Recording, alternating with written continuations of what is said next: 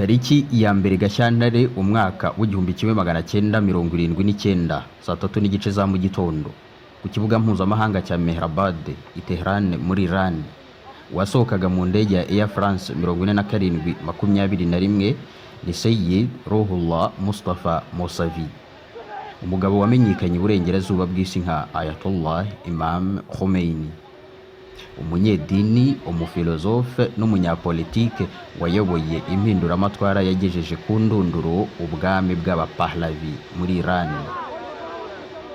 Aratahutse agarutse mu gihugu cye cy'amavuko nyuma y'imyaka irenga 14 mu buhungiro mu bihugu nka Iraq, Turkiya n'Ubufaransa. Yaje kwakirwa n'amamiliyoni y'abaturage, aherekejwe n'abamushyigikiye, abashinzwe umutekano we ndetse n'abanyamakuru mpuzamahanga basaga 120. Ngo ni mu rwego rw'uko ahari icyoba cy'uko iyo ndege yari guhanurwa mbere y'uko igera ku butaka. Abantu benshi barashaka kumwegera ngo bamwitegereze bamukoreho, abanyamakuru nabo barashaka gufata amafoto. Umubyigano ni wose. Khomeini nabo bari kumwe barashaka kwerekeza ku modoka igomba kumutwara. Mu kivunge cy'abantu benshi harumvikana cyane amajwi agira ati boro Arab, n'ay'abashinzwe umutekano wa Grand Ayatollah Khomeini babwira abashakaga kumwegera ngo subira inyuma.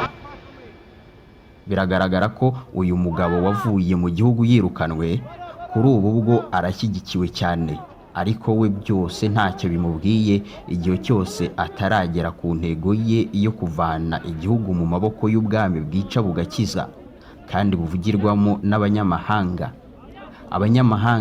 Amerika n'Abongereza. We arifuza ko ubutegetsi bushingira ku cyitwa wilayatu faqih. Iki ntitukigarukaho, cyaravuzwe mu biganiro byacu byatambutse. Nibyo kuba agarutse mu gihugu cye akakirwa n'imbaga itabarika y'abanyagihugu ntacyo bimubwiye. Nibigaragarira mu gisubizo yahaye umunyamakuru Peter Jennings wakoreraga ABC News ubwo yamubazaga ibyuyumviro yaba afite kubwo kugaruka mu gihugu cye. Birashoboka ko wenda yajyaga kumubwira ati ndanezerewe cyane, ariko siko byagenze kuko yaramubwiye ati hici nothing, nta kudasanzwe niyumva. Kugaruka kwe muri Iran kwabaye nko kugaruka k'umukiza. Abaturage biraye mu mihanda barigaragambya, umwami ahunga igihugu, maze nyuma y'iminsi 10 gusa, ni ukuvuga ku wa 11 Gashyantare 1979 binyuze muri referendum byemezwa burundu ko ubwami burangiye, himikwa ubutegetsi bushingiye kuri wilayatu faqih. Imam Khomeini aba umuyobozi w'ikirenga wa Repubulika ya Kisilamu ya Iran. Nkuko twabivuze ubushize, iyi mpinduramatwara ikimara kuba, Amerika n'Ubwongereza bahise batakaza inyungu zose bari bafite ku bukungu bwa Iran, maze kureba na yingwe biratangira kugeza amagingo aya. Ku butegetsi bwa Jimmy Carter, Amerika yagerageje kugirana umubano n'ubutegetsi bushya, ariko ntibyakunze. Uwitwa Christian Emery mu gitabo cye yise US Foreign Policy and the Iranian Revolution yanditse ko hagati mu mwaka w'1979 ubutegetsi bwa Carter bwashyizeho itsinda rihuriweho na CIA na Minisiteri y'Ububanyi n'Amahanga. Iryo tsinda ryagombaga ngo kujya risangiza amakuru y'ubutasi ubutegetsi bushya bwa Iran. Ngo White House yizeraga ko niramuka itanze amakuru y'ubutasi ava mu bihugu bituranye na Iran n'imigambi biyifitiye, byanze bikunze umubano w'ibihugu byombi wajyaga kuba mwiza.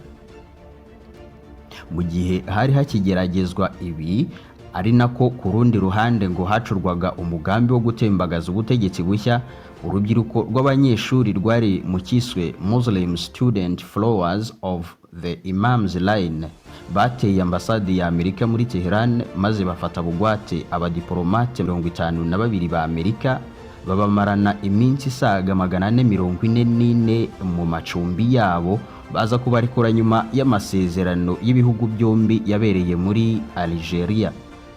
Igikorwa cyamenyekanye nka Iran Hostage Crisis cyabaye ku ya 4 Ugushyingo 1979. Ibi byabaye mu minsi ya nyuma Jimmy Carter asohoka muri White House naho Ronald Reagan yitegura kwinjira.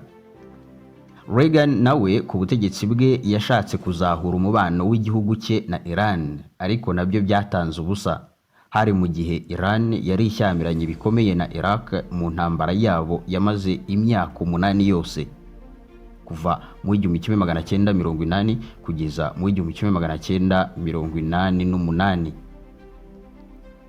Hari ingingo ebyiri zatumaga Perezida Reagan ahangayikira kubyutsa umubano we na Iran.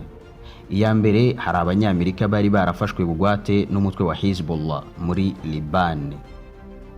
Mu kubohoza aba bantu rero, Leta Zunze Ubumwe za Amerika zagombaga kunyura ku banya-Iran kuko bari bafitanye imikoranire n'uwo mutwe witwara gisirikare. Ku rundi ruhande ariko, Imam Khomeini ntiyakozwaga iby'imikoranire na Amerika n'amatwara yayo yagashaka buhake.